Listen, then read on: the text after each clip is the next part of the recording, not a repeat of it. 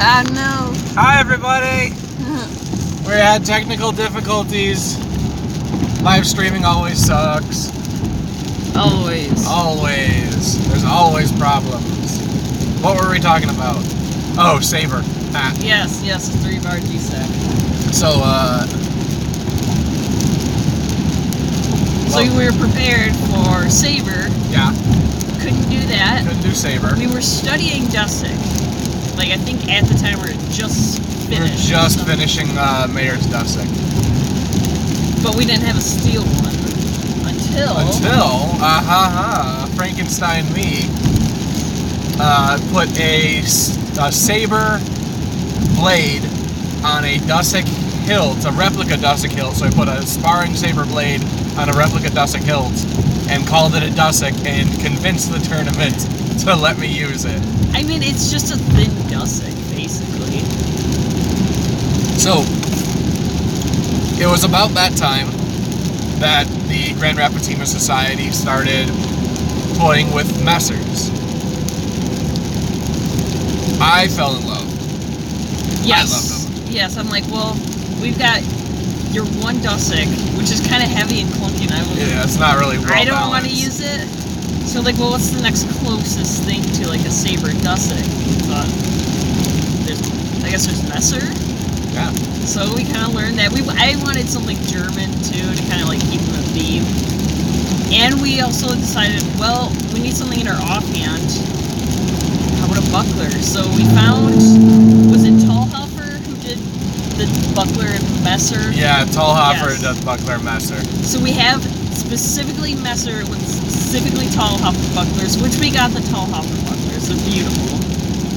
So we are historic and kind of confident. Yeah. So I like that it's historic, and it's kind of flashy, and it's not too difficult to use. I mean, I think we do pretty well with it. I think so. I don't know if we'll win, especially against rapiers. Rapiers and Rundellars. I know. Someone uses that. Screw Out you. of luck. Nope. Yeah, whatever. Fine. Can't touch Great. them. Just charge in, get stabbed. Yeah, I guess. By the way, it looks like we're disconnected from chat. I think that maybe the issue we had before is that we don't have enough service. I mean, it is like ludicrously cloudy and foggy out here. Yeah. So we might not be getting any service anyway. So we'll see. Yeah. So we are doing longsword with German style. Yep. Messer and buckler. Messer, we're drawing inspiration from both Tallhofer and Paulus Cal. Who looks like a Christmas elf. Show me what he does. Oh Lord, he coming! I'm gonna yell Paulus Cal. That's my new battle cry. As I charge in for something, I'm just gonna yell Paulus Cal. Yes, Ray, if you're watching this, you know what we're talking about. So that's cool. I like that.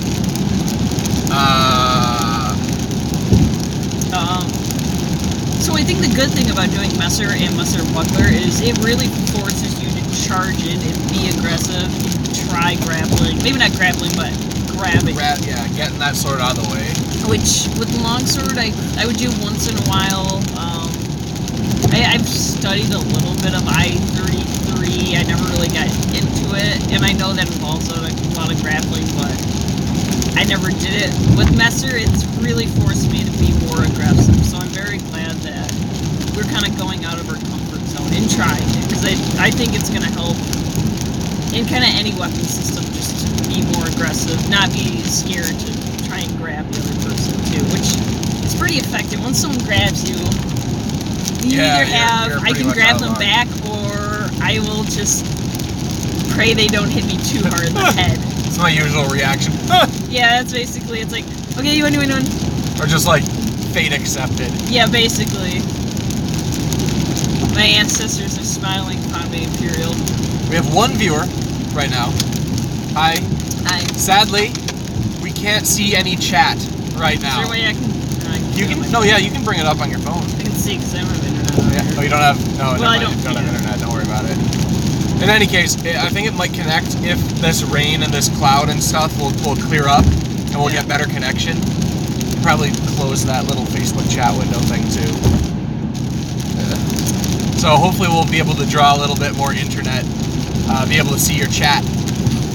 If they leave it on your Facebook page, I can probably access that real quick too. Yeah. Oh yeah, you can.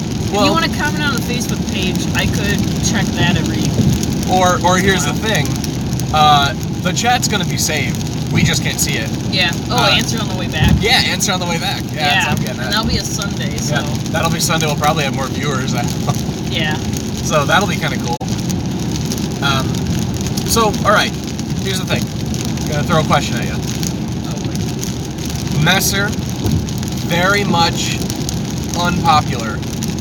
Not unpopular in like chastised, just like less popular by a far. It's a peasant weapon. It ain't even a sword, it's a knife. So what I'm picturing for our one-handed tournament is a lot of rapier and possibly a few dusek. Say we know at least 2 people doing rapier. Dan's bringing the dusek, isn't he? Dan's doing dusek, and I don't know what Franti's gonna be doing. He's probably gonna use his dusek too. That'd be cool. I like the variety of weapons. Again, the thing I've just accepted, it's not about whether you win or lose. It's just doing well in your own way, just feeling proud of yourself. At the end of the day, you can still tell people, I competed in a sword fighting tournament. That's cool, but I like the fact that, rapier has longer reach. Obviously, it has its weaknesses. I'm not saying, like, rapier is simply better. But I would feel much more comfortable with a rapier than a dusek if I know how to use rapier, because of the long reach. The same way I would feel much safer with a spear than a sword. Right. But I like the fact that someone's saying, no, I want to do dusek because I like the style, as opposed to, I'm going to use like a rapier and a rotella because I think it's my best chance of winning. Yeah. And if somebody's using a rapier and rotella, it might be because they like the style. I'm not going to assume it's simply because they want to win, but it's cool. I like that we got the tall buffalo buffers. Yes. Because it's like, we're kind of like paying homage to that one manual. It's historical. We got the poofy pants. That's what we like about it. Yeah. It's the historical stuff. It's a little goofy, but that's what makes it fun. Like, do we need the poofy pants? No. No, we could wear, do we Your need regular, generic, I like being athletic clothing. Yeah. Do we need the possibly mismatched colored stockings that we might be wearing? No. Are we going to enjoy it? Yes. Hell yeah. Oh yeah. I just wish we could get like poofy gambuses. The poofy sleeves like you see in the woodcuts, even though they're not really gambuses anymore. Big old poofy. We could probably get like a gambusin with like add some straps and stuff to it. But oh well. If we tap on that chat, do you think it'll like reload it? Chat, come back. There's a giant finger poking it. Oh jeez. So. Yeah, I get that. Oh well. I'm just worried. I want to make sure they can hear us because we've got the rain and we've got this horrible Michigan road. Like, yeah. Just want to make sure they're actually picking us up. We can put the phone here too. Okay. Yeah, we'll give it a shot. All right. We're gonna get a little intimate with you guys, folks. I just want to make sure you can hear us. We're not that kind of intimate. Oh dear. There we go. So I think no matter how well or not so well I do at the tournament, I'm still looking forward to it. I think my biggest worry is the moment they call your name and you walk out there, your heart starts beating and everything. I'm sure I'm gonna be scared, but bouts don't last that long. It'll be over, and unless you like throw your weapon across the room, no one's gonna remember your match if it's not so great.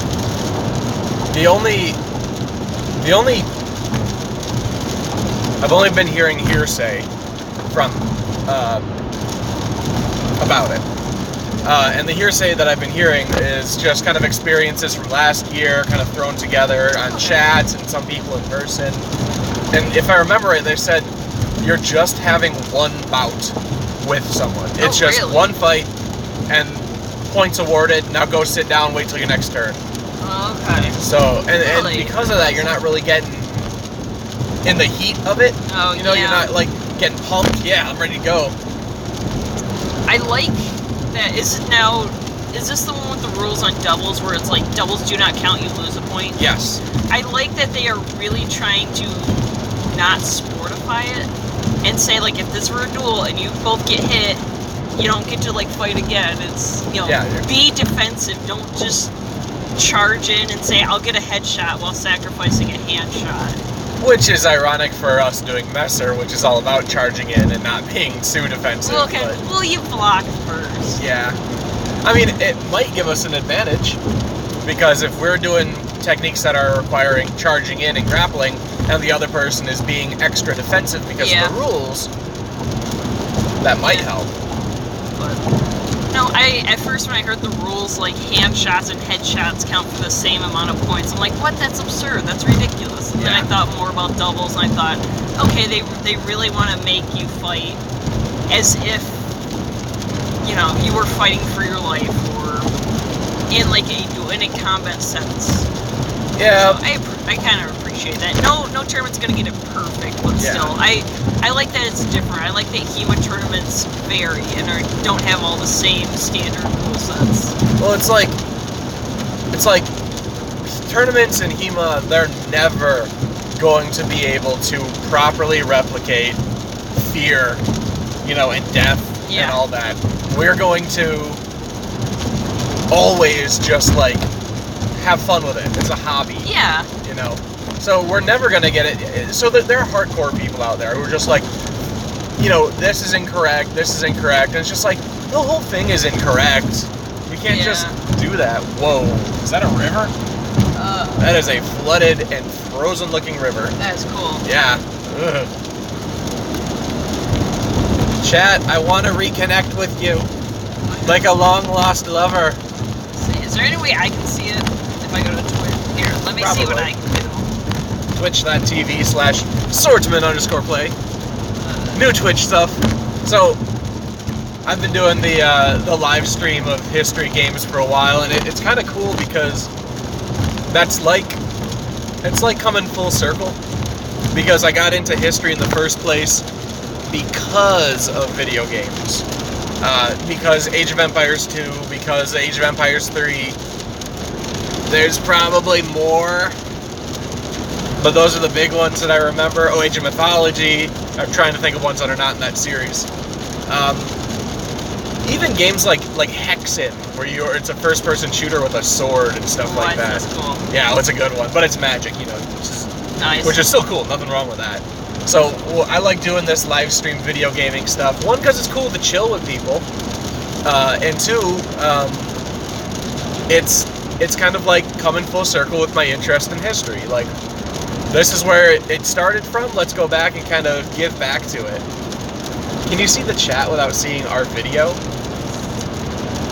It's gonna be weird. Like, that's us live, this is us live, and then that's us like 2 seconds ago. Yeah, let me see. Whoa! Look, it's you! Oh my gosh! Yeah, that's some weird stuff. It just says, well, I don't think anyone's left a message. Okay, cool. So, I'm gonna... But it looks like you can chat, so that's good. Okay, good. Cool. So, what do we got here going on? So, man, 3 viewers! Oh, one of those is probably you. Probably.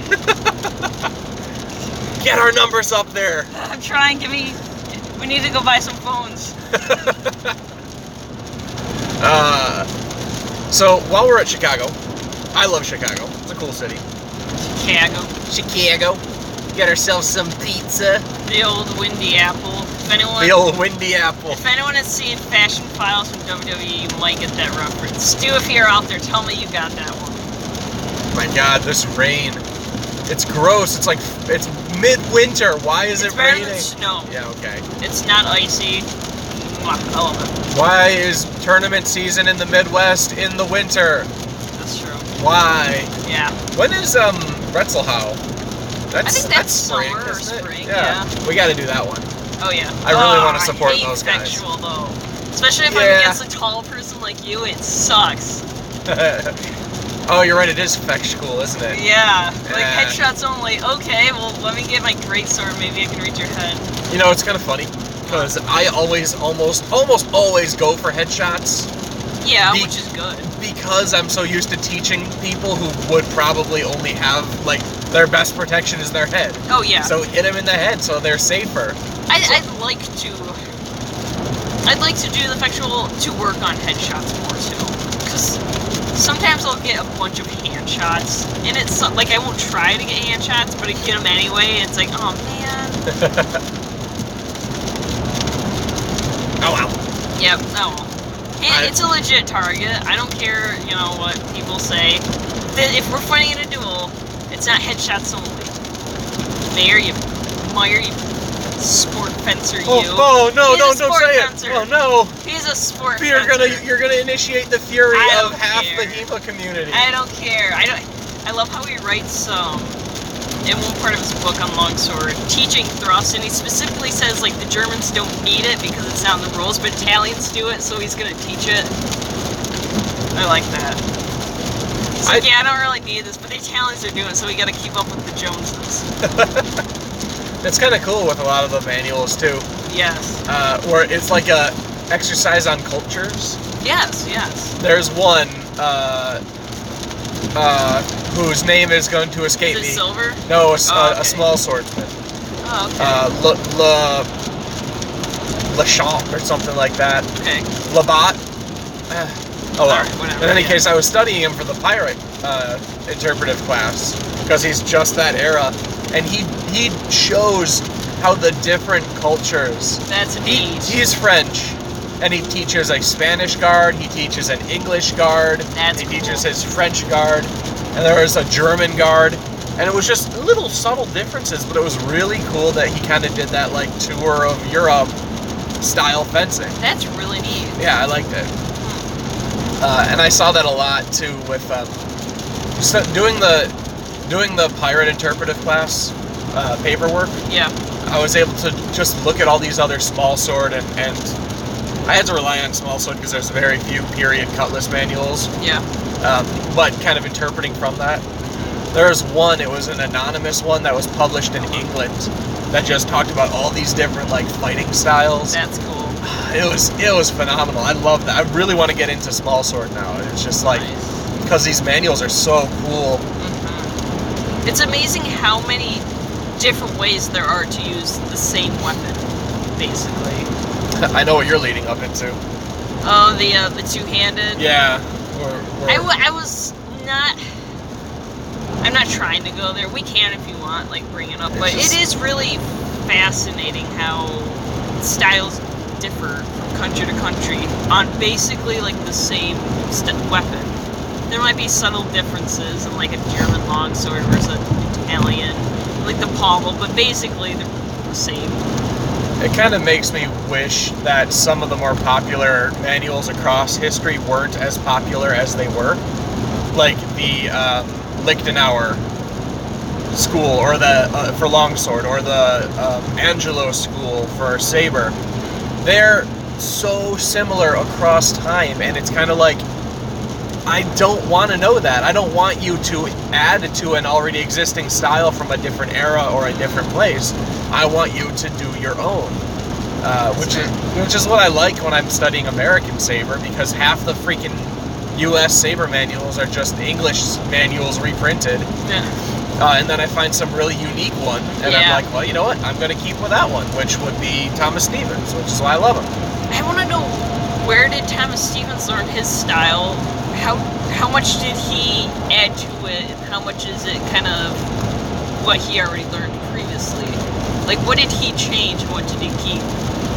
He probably kept the cuts 1 through 7. Yeah, and probably the parries. The parries for the matching cuts, yeah. But his focus on flipping from tears to quarts, or the opposite, to do one of those cuts, that is unique. I don't see, because usually they're wapa, wapa, wapa, and he's just... Did he make that up, or is it from a manual that didn't survive? Okay, good point. I'd like to think, because he didn't leave the U.S. once he came here. Yeah. So he was here since the 40s.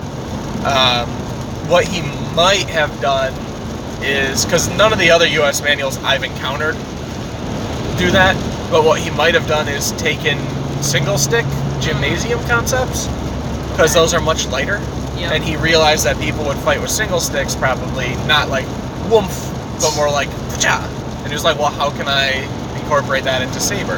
Yeah. Maybe. I'm just speculating. Who knows? I'm just Yeah. chatting. So, cool. Cool. So tell you what, we've got a few questions. Okay. One of them Viewer submitted questions, mind you. So if you have a question, you can either I'll chat check the here, chat. or just check the chat, and then if not, we'll use one of the pre-submitted ones, or go to the Poor Historian Facebook page and either shoot us a message or make us a post, and we'll add that to either the return trip or one of the 2 trips for the Arnold Fencing Classic coming up in March. So, Okay. Well, I'm going to choose this one because it's on topic. all right. So, John Fens. all right. I suppose this is a pretty broad question, but I would love to hear your thoughts on how swordsmanship has evolved in America from Revolution to modern times, and if that was in any way different than how it changed in... Uh-oh, read more. What does it say? Uh-oh. Okay, here, let me go to... I think I sent you a screenshot of it, didn't I? Or do you have to actually... Yeah, that's why it says Oh, that's the read more in screen. the screenshot. I didn't open it. Oh no, I'm sorry. You fool. Alright, we can do part of it. Yeah, all right. I'll start that one, and then See if if I you can can look up open that it up. video. Yeah. So, swordsmanship in America. I will state, I don't know too much from like really early American stuff. Probably because there aren't too many manuals that existed there. But one thing that's kind of cool with America is that America has always had a frontier. There's always this rough place. Even today, there's rough places. I mean, shoot, go up to the UP in Michigan, you know? Oh, yeah. And just, there's always been this rough, wild area. And I think that led to a less structured form of swordsmanship, at least in those areas. Maybe it's not even swordsmanship itself, but knife and kind of more utilitarian tools. You see America later on in the late 1800s adopting pugilism a lot, and kind of bringing that up much more popular, much more quickly, which probably came from their more roughneck areas. All right, you found it. So after that, probably the earliest manual that I studied was, I think it was 1820. Oh man, I can't remember it. But it was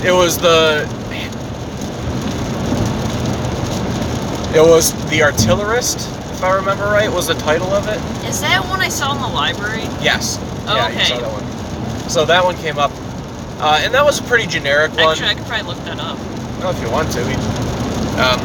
That one just it was one section of a larger manual about just all things artillery. You know, how to clean the gun, how to load the ball, how to work with a larger infantry unit. You know, it had everything in it, including swordsmanship, which was for saber, which was pretty cool. And it didn't have any pictures or images, which is unfortunate because that era has some of the most gorgeous uniforms out there. We have a friend named Nate who just started doing 1812 reenacting here in Michigan because we've got the River Raisin battlefield and a few other, you know, landmarks in the state for it. And man, those 1812 uniforms look gorgeous. The late Georgian era stuff. Is it exercise in the small arms and field artillery arranged for the naval? No. Okay. No, that one I want to check out. I don't think I sent it because it was oldest and smallest. Oh well. Oldest and newest. Oh well. Oh well, whatever. It wasn't special, but what was unique about it was that it did have a section on the molinet, Ooh. which he spelled Mulinut or something like that. The molinet, which is cool, because usually American foot manuals, not horse manuals, don't have the molinet. So it was cool to see that. He did describe it mostly as drill and practice, and he only described the cut 1, cut 2 molinet. You know, none of the cool fancy ones. The rave. Stay tuned for the YouTube channel. Oh, here's the rest of the question. And Okay. how is it different than how it changed in Europe? Oh boy. Burl. That's a very good question. Maybe, like, well, I mean, the U.S., especially in the Civil War, we had more handguns on the battlefield. We did. I don't know if that really influenced swordsmanship too much. I don't know. So that's the other thing too, and I want to make this point clear. Probably made it less. Yeah, focused on. swordsmanship techniques and their changes had very little, if anything, to do with how they were used on the battlefield. It mostly had to do with types of weapons that were popular at the time and how the militaries, if we're looking at military manuals, saw swordsmanship. Earlier ones saw swordsmanship as a legitimate thing, you know? You might have to get up in there, yo. But towards the end, and even in the 1900s in World War I stuff, in late 1800s, swordsmanship was seen more as a way to improve your mind and your body rather than your combat abilities. So, and that's all over. That's America and Europe. Talking specifically about how, so to answer the first part of the question, how did American swordsmanship change over time? America is the great melting pot, but towards the beginning it was really not too many, and England really had the majority in terms of knowledge because not too many people spoke, a much higher population of people spoke a different language back then than they do today, but it was really the English language ones that stuck. And so you got a lot of English manuals, copy and pasted, Horse Guards, Angelo. But I found that the Americans really cut out the fluff. They cut out things that they see as unnecessary.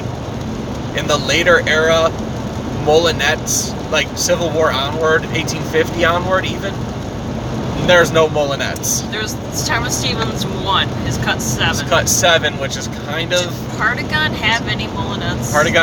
Partagon specifically removed the molinettes. Oh. Because that's the prime example, because Partagon, for those who don't know, is the only Confederate published manual, published in the Confederate States during the Civil War.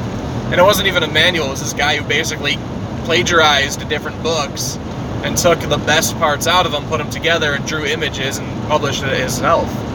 But that's perfect because that's a prime example of how the Americans cut out the unnecessary. Because he didn't have molinettes, you know, he didn't have some of these unnecessary things. I don't even think he had the exercises section.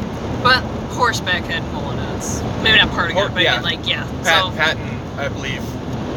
I think it was Patton had a horse manual in that time. Not World War I Patton, a different Patton. But I might be getting that confused with bayonet. In any case, he definitely had molinettes, because those are kind of necessary as you're doing charges to keep the cuts going. But you're not cutting through dozens of foot soldiers as you yourself are a foot soldier, so you don't need to worry about that. Yes. So you I guess with fencing schools, America had the fitness craze. America, so well, war, England also had it too. Yeah, but I was gonna say in the U.S. it became more popular during like fencing schools, and like Monstery, he wrote a book and had his own school. So I guess what he was from. Oh, Monstery! I completely forgot about him. But I mean, he was kind of later. He was Danish. Mm-hmm. Yeah, I mean, his book was published later, but he was still. But he didn't have sword in his book. He still taught, so I mean, his picture was him like with the rapier.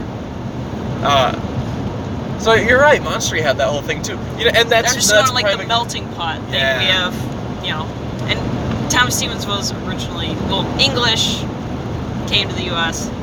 Monstery, O'Rourke, he just did bayonet, or did he do saber? Oh no, O'Rourke was saber for sure. What was he? Wasn't he? He was American. He was American. Yeah, he was American. Yep, O'Rourke was American. Wasn't there someone else? Someone else in America? I'm thinking of that poster that one. That was O'Rourke. Bayonet. Okay. Oh, the bayonet poster. I might be thinking of that. Wasn't that English? I think that was English. Okay. Yeah. But it made its way. Quick side note, guys. Chat, because we're driving and we don't have a good reception, we can't see the chat. It's not appearing on here. I will check it every once in a while. So please keep chatting if you're able. But if you're asking questions and stuff, we'll read it afterwards and we'll bring it on our Sunday return trip as we kind of unwind and explain our thoughts from the tournament. Let me finish that second part of that question too. How did it change from Europe? And that's a good one, because Europe had this kind of rivalry. Europe is a lot of very powerful, very rival nations in close proximity. England, Germany, France, Spain, and there are a few other players at the time, Prussia and Austria, if you wanted to bring those in.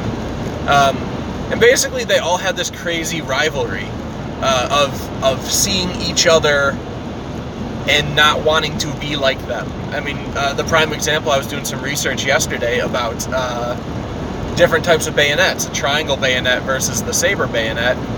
And in the Franco-Prussian War, it was the French that had the saber bayonet and the Prussians who had the triangle bayonet, and it was just basically each side promoting one or the other as superior. And it's like they're just holding on tight to their own personal cultural style to kind of prove that it's superior, whereas America doesn't have those rivalries, and they're just like, we'll take what we got. Yeah. Take your French swords and use the British style. Oh, jeez, I hate that. If there's one drawback to studying American Civil War swordsmanship, it's that the swords they use are mostly French models, or based off French models, but the books they use are based mostly on English types. So you've got this weird fusion of French swords and English books, and it doesn't always work properly. So, oh well. Cool. I hope that answered that question. That was a really good. We had some really good questions. Yes. We had some really good. Let's do another one, and this one, let's draw that one from Stu's question, because he sent us a few That of one's them. cut off a little bit. I think that was just the... Yeah, he had some other stuff, but we'll just do one of his questions, because he sent us some really good ones. Okay, number one, how do you prepare for competition? Do you focus more on sparring, watching other competitors' techniques? Do you double down on historical technique and perhaps drill more? What sort of drilling helps? That's a very good and very relevant question to this pre-tournament thing. Oh boy. So the answer to that question, the basic gist is, how do you prepare for a tournament, is kind of twofold, because there's how do you, as in one, how does one prepare, and then how do you, as in us, prepare. How do you prepare? What do you answer? How do you answer? Well, this is my first tournament. My preparation was picking a weapon for the one hand. Yeah, that wasn't saber. Preparing, really, just basically spar with what you're going to use at that tournament. Like, I've been doing less saber, still a little bit of saber because the Arnold's coming up, but focusing more on Messer, thinking about being aggressive, what's going to win at the tournament, avoiding doubles.